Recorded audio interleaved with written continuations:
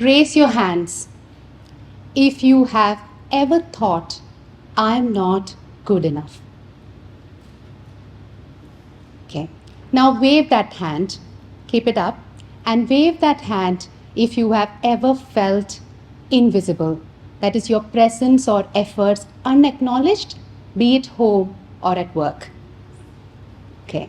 I see some hands going up. Thank God. Yesterday when I practiced in front of my boys, they were like, what if people don't put their hands up? Yeah, I know it is a bit, when you look around, you see all these hands going up. It just shows that we are not alone in this journey. Now picture this.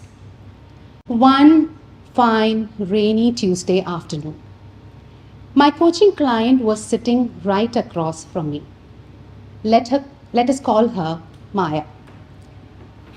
She looks up at me, looking as though she's carrying the weight of this whole world on her shoulders. And she says, I just don't get it. I work so hard, yet I feel like I'm invisible. I took that career break to focus on my family, and now it feels like I'm starting from the scratch all over again. I got passed over for that promotion yet again. I am just so tired of proving myself again and again. Maybe I'm just not good enough. Sounds familiar? There is a lot of data to show that this is not just a one-woman story. It is a story of many a woman, high achievers, highly educated women. I have been there too.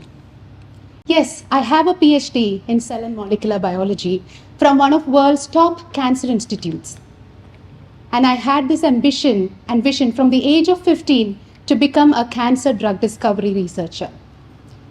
And at a time when my career was flying high at the age of 26, I was with a top pharmaceutical company. I faced a major personal challenge. And that is the pursuit of motherhood became the biggest challenge for me with infertility. My desire to become a mom made me want to leave that job, the career that I was building so well in pursuit of motherhood. I went through a lot of challenges. It was one of the toughest phases in my life. But I didn't realize that I was only going to face even more tougher phase much later. Of course, the pain I went through in fertility was mitigated when I became a mom. But later, when I wanted to get back into this, my baby of science, the science that I loved, I went through a very tough time. Those were the times when I went pillar to post with my CV, looking for any job that I could get my hands on. But I couldn't.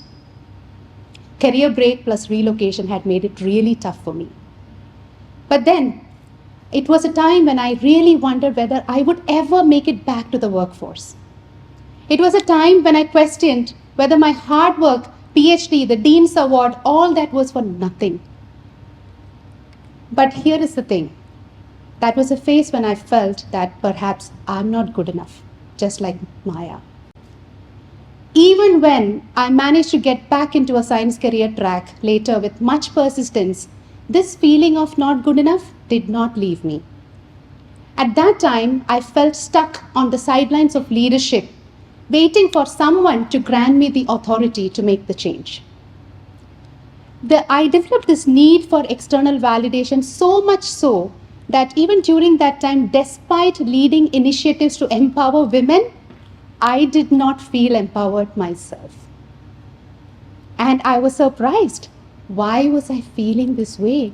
Why was I feeling so powerless and not good enough despite all this that I was doing? That set me on a journey.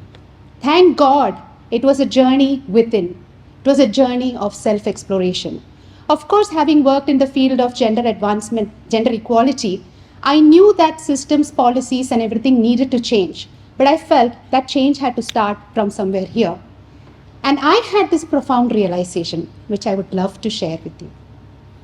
First and foremost, what is empowerment?